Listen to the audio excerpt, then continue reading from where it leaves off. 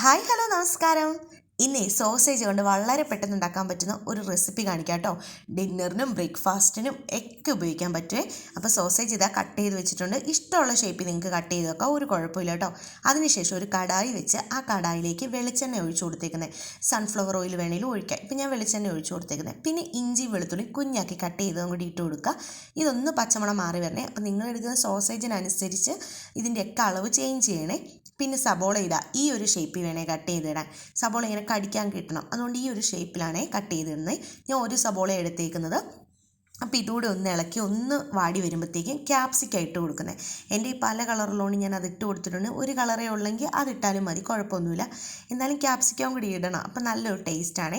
എന്നിട്ട് ഇതെല്ലാം കൂടെ ഒന്ന് ഇളക്കി വാടുമ്പോഴത്തേക്കും അല്പം ഉപ്പും കൂടെ, ഇതിനാവശ്യമായ ഉപ്പ് അതുകൂടി ഇട്ട് കൊടുക്കുക.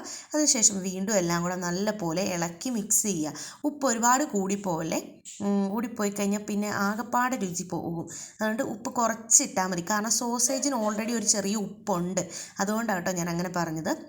പിന്നെ സോസേജും കൂടി ഇട്ട് കൊടുക്കുക.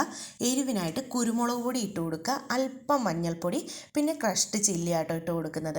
ഇതെല്ലാം കൂടെ എന്നിട്ട് ഇളക്കുക. പച്ചമുളക് ഇഷ്ടമാണെങ്കിൽ ഇട്ട് കൊടുക്കാം, കുഴപ്പമൊന്നുമില്ല. പക്ഷെ ഒരു ടേസ്റ്റ് ഇതാണ്, അതുകൊണ്ടാണ് ഞാൻ ഇതെല്ലാം കൂടി ഇട്ടേക്കുന്നത്. ഇനി പച്ചമുളക് ഇട്ട് കൊടുത്താലും കുഴപ്പമൊന്നുമില്ല.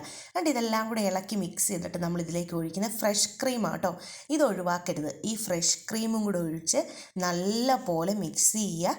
കറി റെഡിയായി. ഇനി ഇതിലേക്ക് ഇട്ട് കൊടുക്കാൻ പോണത് ഒറിഗാനോയും കസൂരി മേത്തിയും കൂടെ മിക്സ് ചെയ്ത് ഒരല്പമാണ് ഇട്ട് കൊടുക്കുന്നത്. ഇതാണ് ഇതിനൊരു ഫ്ലേവർ കൊടുക്കുന്നത്.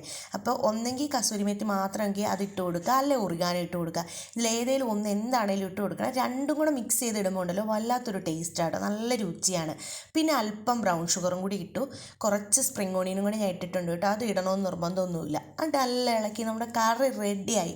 നല്ല രുചിയാട്ടോ. ചുമ്മാ ഇങ്ങനെ പറക്കി തിന്നാൻ വരെ നമുക്ക് ചെറു ചൂടോടെ തോന്നുവേ. ഞാനപ്പോൾ ഇതിൻ്റെ കൂടെ ഇൻസ്റ്റൻറ്റ് പൊറോട്ടയാട്ടോ കൊടുക്കുന്നത്. നല്ലതാണ് പൊറോട്ട ഈ ഒരു കറിയും കൂടെ. ചപ്പാത്തിയുടെ ഒക്കെ കൂടെ നല്ലതാട്ടോ. നല്ല ടേസ്റ്റാണ്, ട്രൈ ചെയ്ത് നോക്കണം.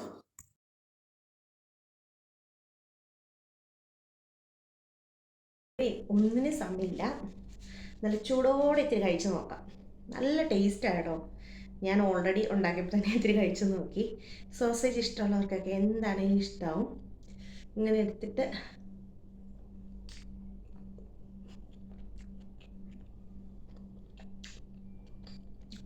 ആ ക്രീമി ഫീൽ ചെയ്തിരിക്കുന്ന സോസേജായി ഭയങ്കര സാധാ. ഒന്നും വേണ്ട, ജസ്റ്റ് ഈ കറി ചുമ്മാ ഇങ്ങനെ പറക്കി തിന്നാൻ നമുക്ക് ഇഷ്ടമാവും. അത്രയും ടേസ്റ്റാണ്. അപ്പം ടാറ്റ, ബൈ, സീ യു.